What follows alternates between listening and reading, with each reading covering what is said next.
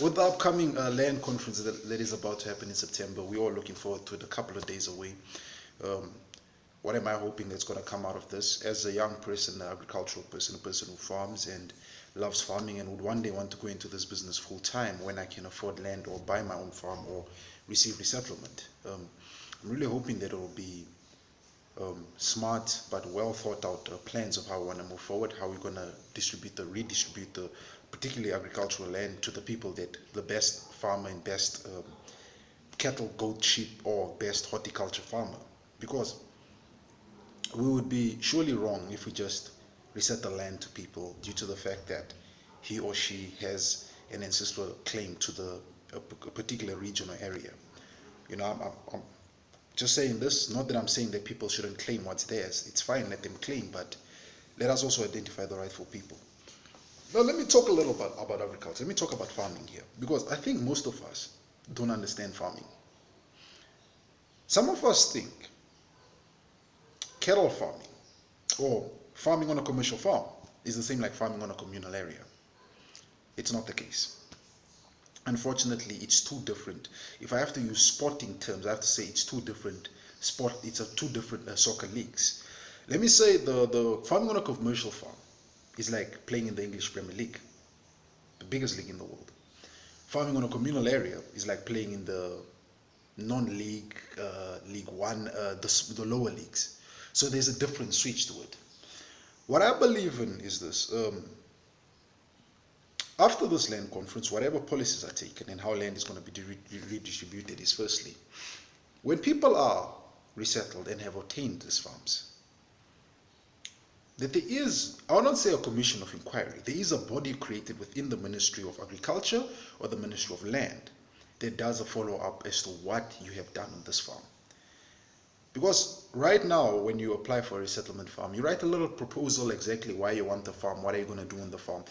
And let there be a commissioner that comes and looks and says, has Mitchell really done what he had said in his proposal? Has he really lived up to what he had promised? Because the problem that a lot of us have seen with resettlement farms is that some people obtain these farms and rent it out to other people because they realize that farming is not as cheap as they thought it was initially, the idea they had in their head. Because farming, whatever forms it is an expensive undertaking. It's an undertaking that will put you back a couple of hundreds and thousands in your pocket. I know farmers that have run into debt because they've gone into farming, but because they need to go and take these bank loans and put up their farms and use their farms as collateral, you just have to. It's an expensive undertaking. It's not cheap. Particularly when you look at the daily repairs of a farm. Things such as fencing, wiring is not as cheap as it used to be back in the day. Now it's expensive. This is why some farmers have started using this policy of recycling the wire. If the wire can be reused, fixed and reused, they'll do it rather than going to go buy an entire roll of wire. Things such as if you have underground water, the machine that pumps the water from underground, the engine that you uses fuel. And that fuel that it uses requires you to buy, and with the daily increase on petroleum and diesel prices, fuel prices are going up every single day, so it means it's going to be expensive to now pump this water from the underground aquifer and bring it up to the dam where you can store it and let your cattle drink. The other thing also is the dams themselves, depending what type of dams, if it's a zinc dam or a cement dam or a concrete dam, they sometimes also need to be repaired and rehabilitated, which cost money again. Now let's come down to your biggest business here, which is maybe in this case cattle. It is fine to have set projections of when you want to make the investment you've spent on your cattle farming or your sheep or your chicken farming. But the problem is there's that little gray area in between before you can actually take the cow to market. For example, you have let's say you have 70 cows. Out of that 70 cows, let's give it a fair stat here. Let's say out of that 70 cows, 50 cows calve. And now those 50 cows that have calved are male calves, and you want to win them and take them to market and sell them off at an auction so you can make the money back, and they are taken to the feedlots and they are fed for feeding and then they're slaughtered. That little gray area is the time when the calf is born to the time when the calf is ready for market. It's a lot of things that happens in between that little gray area that I'm busy pointing out. It's things such as the calf is born. Then there are things such as the mom has to raise that calf. So, and particularly if it's a drought season, you have to feed the mom.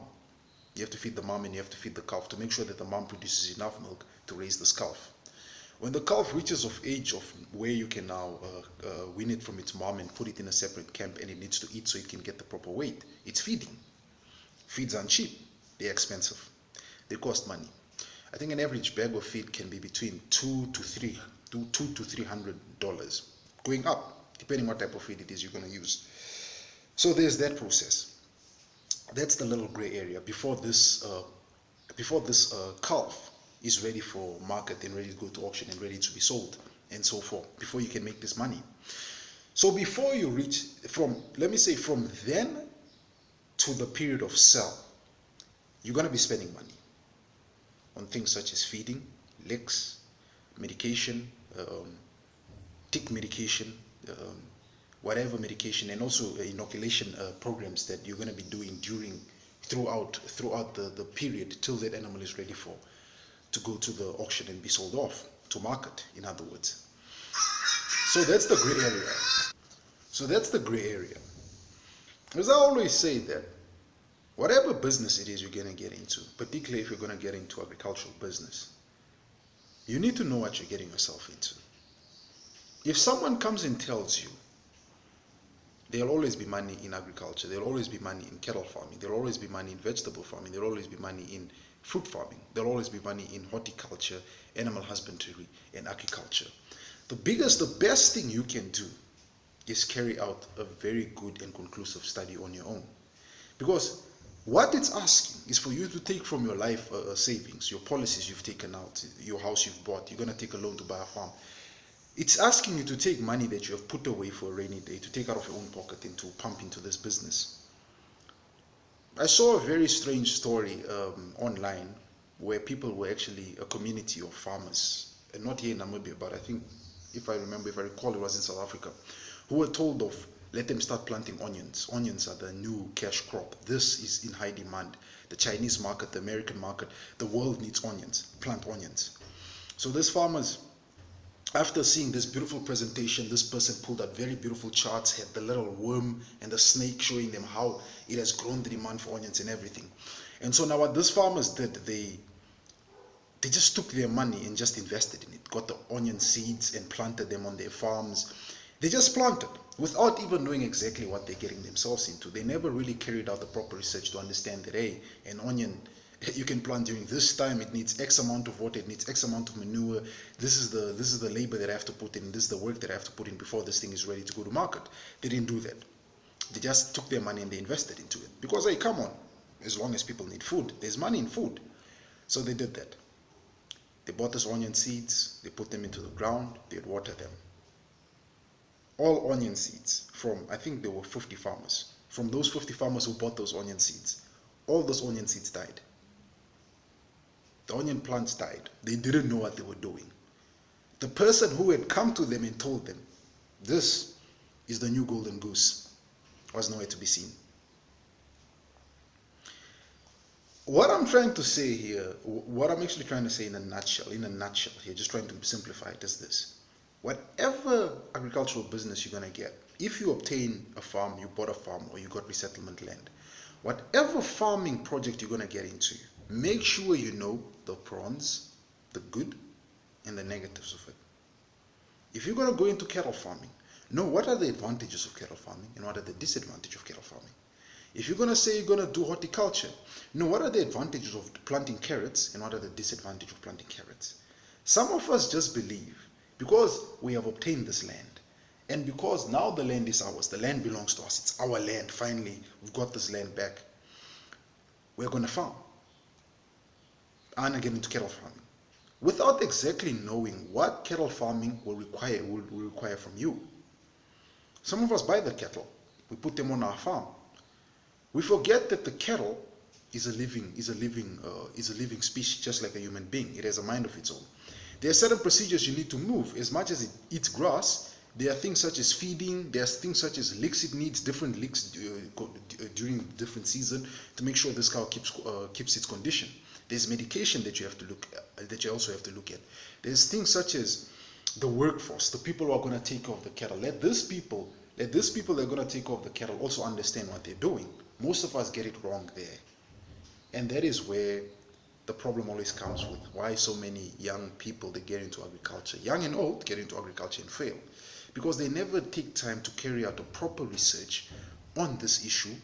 Never take time to carry a proper and well constructed research on the type of farming they want to get into. If you're going to get the land today, if you're going to get the land from this land conference, whether it's ancestral land, whether it's a new farm owner, whether you're going to get title deeds to the farm, first understand what you're getting yourself into. It's the most important thing. I think that's one of the key business advice any top businessman will give you. It's always understand what you are getting yourself into. Don't believe in the next Grey Goose that's going to come and lay golden eggs for you and you're going to be a millionaire overnight. Always understand what you're getting yourself into. After you properly understand, you have carried out a good research on it, and you have read various materials and you have spoken to various people, then can you get into it, because at least you have an idea of what it's going to take. I think that's all I'm going to say for now. And thanks again to those people that are watching my page and subscribing to my videos and liking them. Thanks again, guys, and keep on the support. I will try to load more content every day. Thank you very much.